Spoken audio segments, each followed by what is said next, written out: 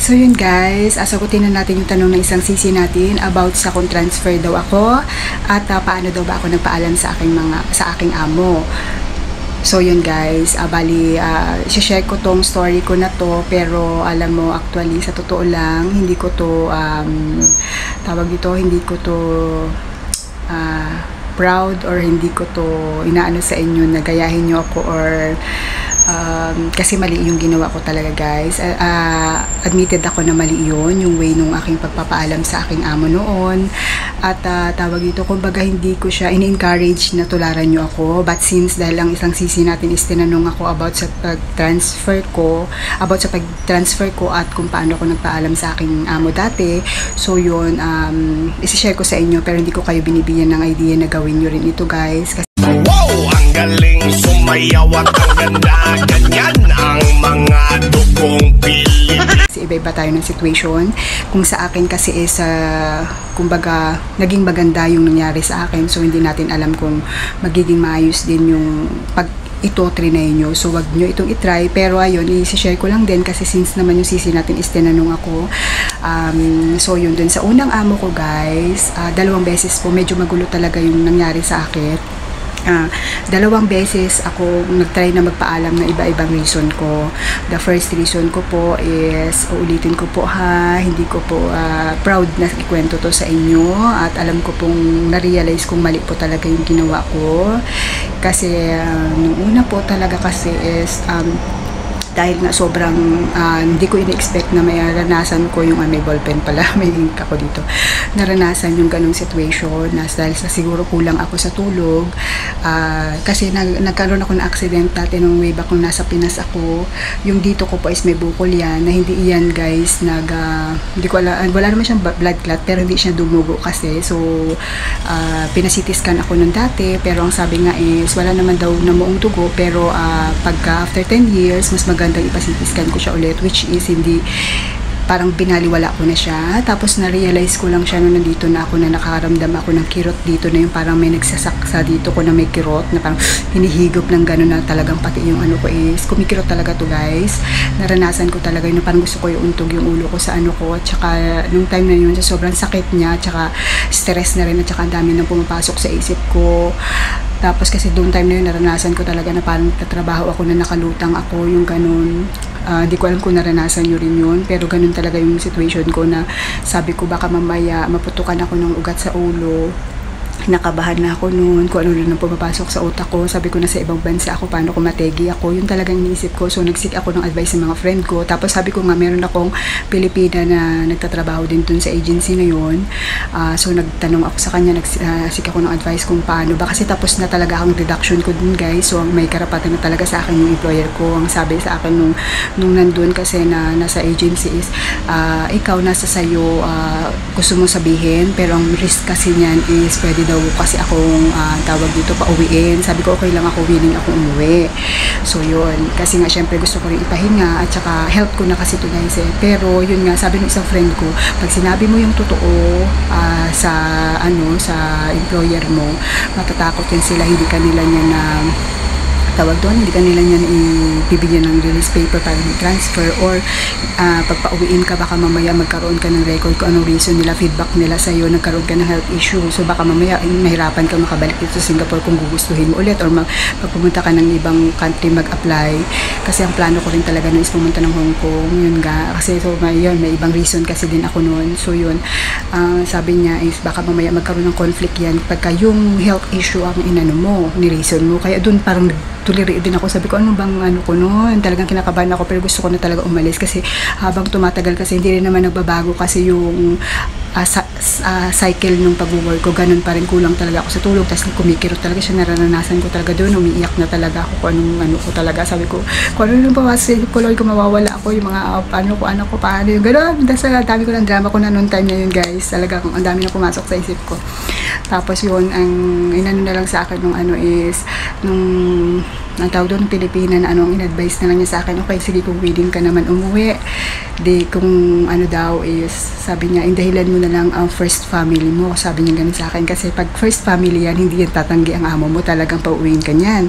Sabi ko, ayoko naman na i-reason ko na may namatay. Parang ang ano ko naman noon, sabi niya, ano bang kwan mo? Sabi ko, pwede yung anak ko. Sige, reason mo na lang yung anak mo, kunwari naglayas. Sabi ganon. Tapos ngayon, yun ang dinahilan ko, nawawala kasi syempre nanay ako, kaya gusto ko umuwi, gusto ko ano kasi baka mapariwara, baka ano mangyari. So yun ang first na pinaalam ko sa amo ko talaga nun guys. Hindi ko na siya Englishin na para mas madali kung ano sa inyo kasi mabilisan lang din tong video ko. So yun ang first reason ko talaga, yung anak ko naglayas, ganun yung sabi kong ganun, bata pa yung anak ko, dalaga, ganyan. Tapos yung ano ko, sabi nila, sige tawagan ko yung ano agency, sabi ng amo ko. Ngayon tinawagan, ay ngayon na nalaman nung ano ko nga, yung staff nga ng Pilipina dun sa agency. So sinabi sa akin na ganun, ang balak is ayaw nila akong payagang pauwiin, pero gusto nila kontakin kung sino man daw yung nasa Pilipinas na guardian ng anak ko, kasi ang sabi ko noon yung tatay nagtatrabaho din sa Manila o sa ibang lugar. Kung baga wala doon sa lugar ng anak ko, so talagang walang nandun na isang parent na ano. Kaya sabi niya yung guardian daw, kausapin daw ng agency para anuhan na lang kung kailangan ng pera, pa-advancean ako, yung ganun, yung sabi ng amo, yung amo ko para talagang asikasuhin yung anak ko para hindi na daw ako umuwi. Di ngayon, yung agency, sinabi din sa akin nung Pilipina na staff nila na ganun yung plano ng ano. Kaya sabi niya, tumawag ka kaagad sa Pinas, sabihin mo yung sitwasyon mo na kunwari na may kausapin yung ano mo, sino ba ang pwede doon. Sabi ko yung biyanan, kausapin mo yung biyanan mo. Na ano pa ako nun guys, na mag-ano sa biyanan ko kasi magsisinungaling nga guys, tapos pati yung biyanan ko magsisinungaling din. Pero alam mo guys, sobrang bait talaga din ng biyanan ko, pumayag siya. So kinausap ng agency yung biyanan ko, tapos yun, ano din yung biyanan ko, no, sige gagawa na lang daw nila ng paraan na hanapin na lang, tapos kausapin yung anak ko, ganun, sila na lang daw ang bahala, ganun yung biyanan ko. So hindi ako nakauwi guys. So ang nangyari nun, sabi ganun, okay na settle na. Tapos panay ang tanong ng employer ko ba dun sa ano ko, kung okay na ba yung anak ko, kung nahanap na, kung nang ganyan. Kasi kung hindi, papakausap na naman daw ng agency. Di ngayon na sabi ko, okay na yung anak ko, na okay na, nakausap na ganun. Sabi ganun nung amo ko, sige basta night time, every night, kausapin mo yung anak mo. Sabi ganun. Kahit kung mag-ano daw yung bata, kasi kahit night time kasi ako nag-ano dun sa bata, okay lang daw. Sila daw mag-aasikaso, tapos sabihan ko daw ng time na kausapin yung anak ko kasi iba daw yung touch ng nanay, kasi nasa malayo ako. So yun, sabi ko, okay, failed. Then yung second time naman na nagpaalam ako, ilipas ko pa yung ilang buwan kasi syempre hindi agad-agad yan. Sabi ko mag-aasawa ako. Tapos, pero ako guys, ano ko na yun, parang reason ko na hindi na din ako nag-ano nun sa agency ko nun. Sabi ko mag-aasawa ko, sabi ko talaga ito na to, ano na talaga na kailangan ko na umuwi.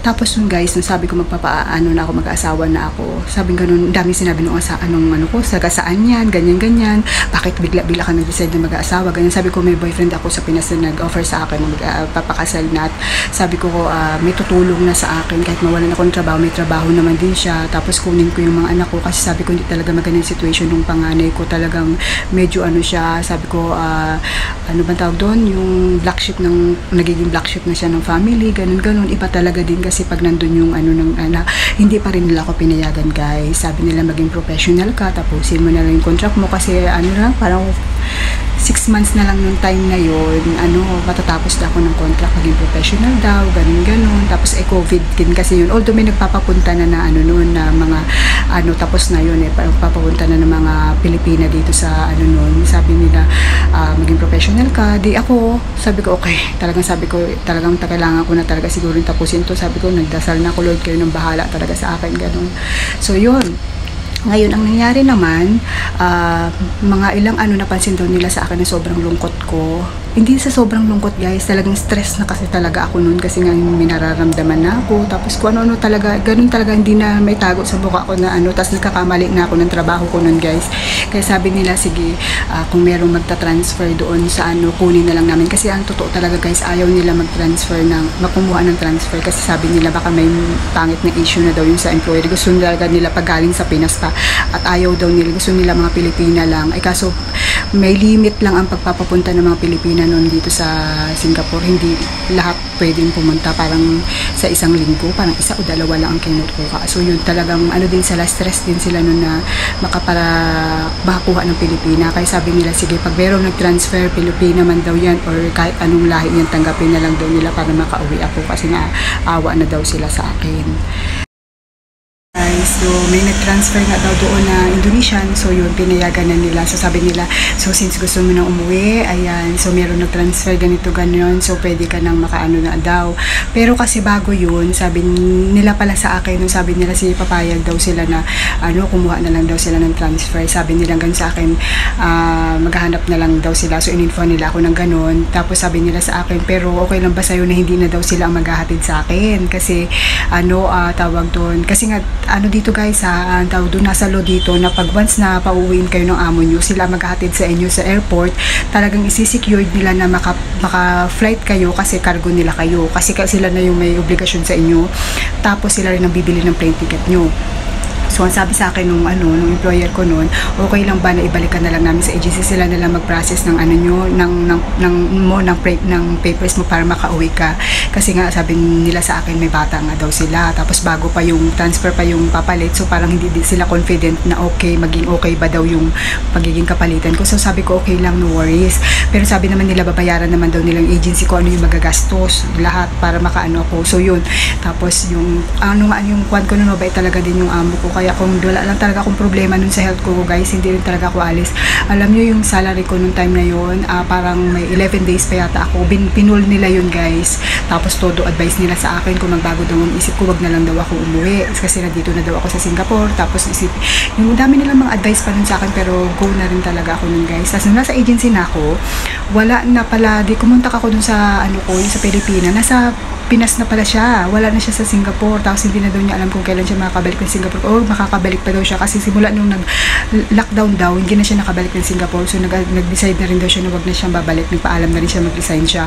So yun, kaya nung nandun na ako sa agency, yung Chinese na staff na yung laging kausap ko din, parang ang tanong, bakit daw ako gustong umuwi? Samantalang daw ang dami daw na gustong pumunta ng Singapore kasi siya yung staff na nag-aasikaso ng mga papers. Nasabi niya, hindi mo ba alam na ang bait-bait daw ng amo ko, ganyan-ganyan. So hindi na ako bakit yung pag-aasawa, ganyan-ganyan. Ang dami nila mga sinabi nun sa akin. So ako okay lang, parang inano ko lang, dinedma ko lang yung ng agency ko.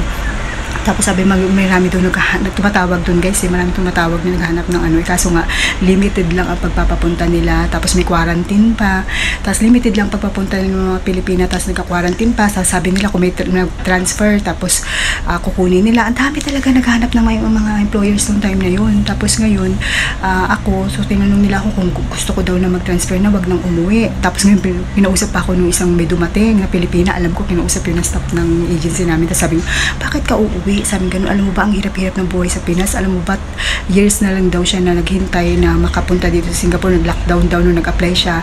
Tapos pasalamat nga lang daw siya na nakarating siya ng Singapore ng ibang mga kasama pa daw na niya na nakasabay niya nag-training, nakapending pa rin daw. Ang dami niya sinabi, pero parang natauan ako na parang ganun. Sabi ko, hindi okay lang kasi mag-Hong Kong naman ako. Naku, sabi niya, makakaalis ka ba ng papuntang Hong Kong? Naku, mapipending ka lang sa Pinas pag umuwi ka. So ang dami niya mga sinabi sa akin. So parang nadala din ako na parang sorry, may nag-doorbell. So yun, so na parang parang nakausap ako, so parang umano yung isip ko. So sabi ko, parang bakit kaya hindi ko na lang i-try. So yun guys, so trinay ko siya na tawag to na